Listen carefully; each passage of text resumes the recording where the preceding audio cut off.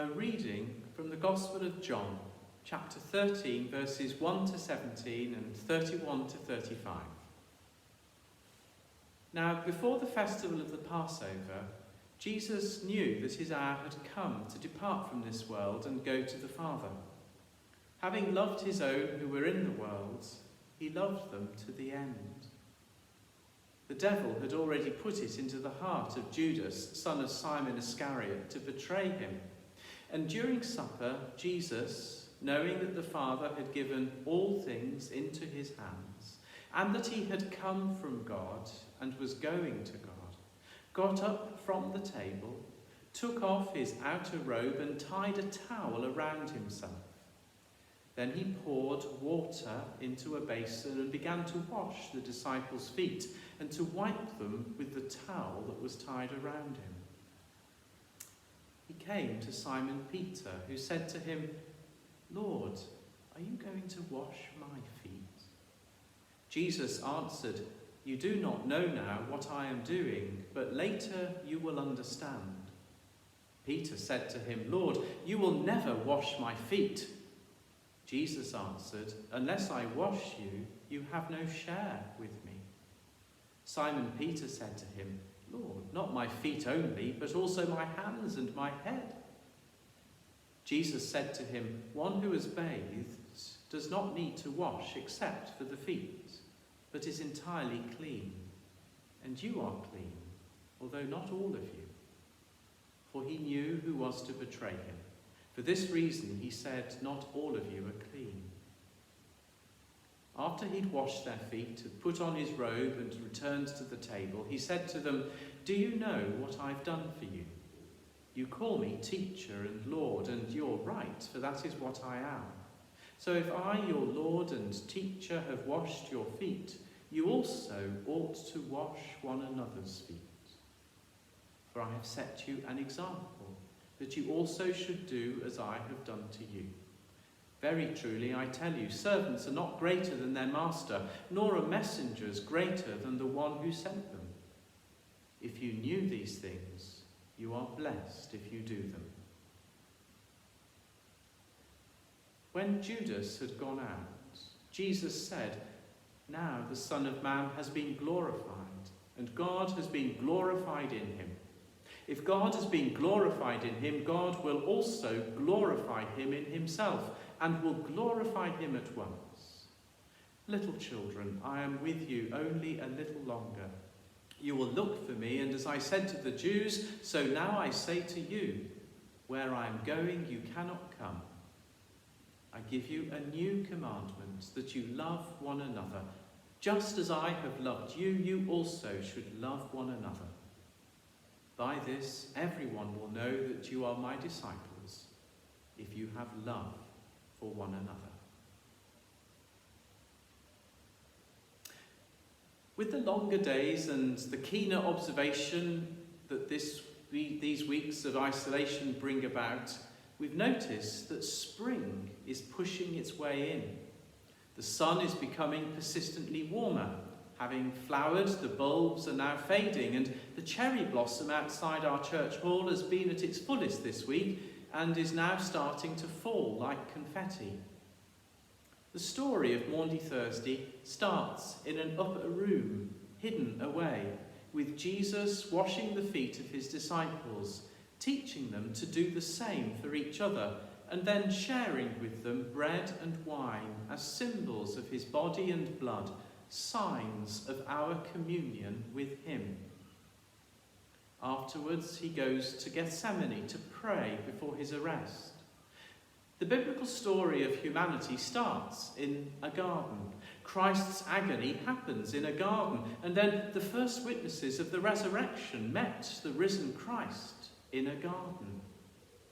The capacity of nature to bring forth growth in spite of the dead winter is a powerful symbol of the inexorable and persistent character of life.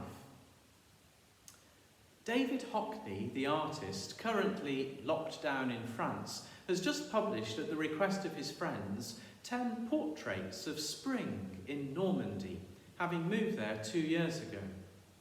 He went there specifically to capture the rich display of apple, pear and cherry blossoms that colour the Norman landscape at this time of year.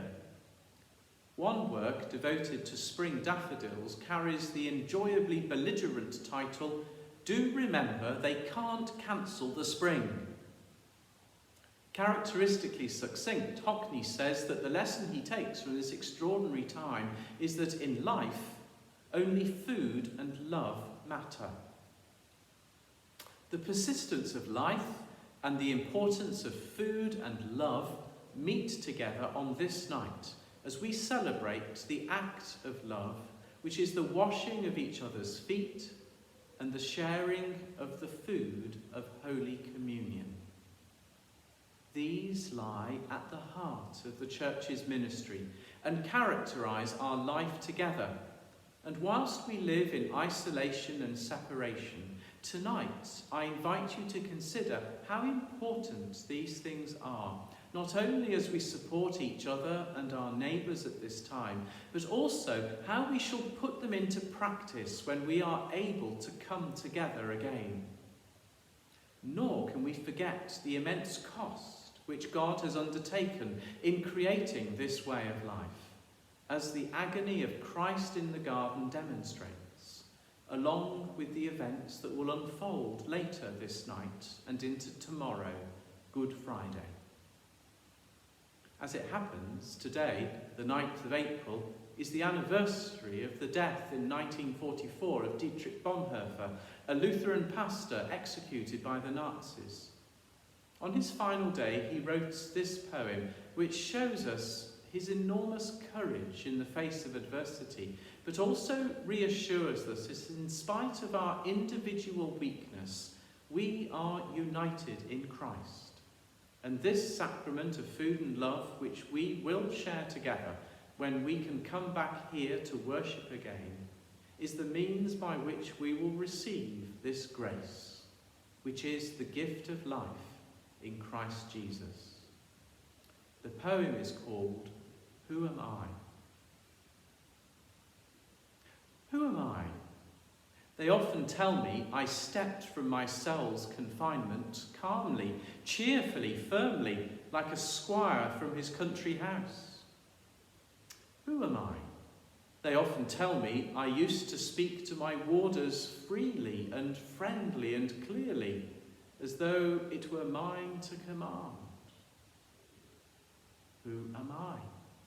They also tell me I bore the days of misfortune equably, smilingly, proudly, like one accustomed to win. Am I then really that which other men tell of? Or am I only what I myself know of myself, restless and longing and sick, like a bird in a cage, struggling for breath as though hands were compressing my throat, yearning for colours, for flowers, for the voices of birds, thirsting for words of kindness, for neighbourliness, tossing in expectations of great events, powerlessly trembling for friends at an infinite distance, weary and empty at praying, at thinking, at making, faint and ready to say farewell to it all. Who am I? This or the other? Am I one person today and tomorrow another? Am I both at once, a hypocrite before others and before myself a contemptible woebegone weakling? Or is something within me still like a beaten army, fleeing in disorder from victory already achieved? Who am I?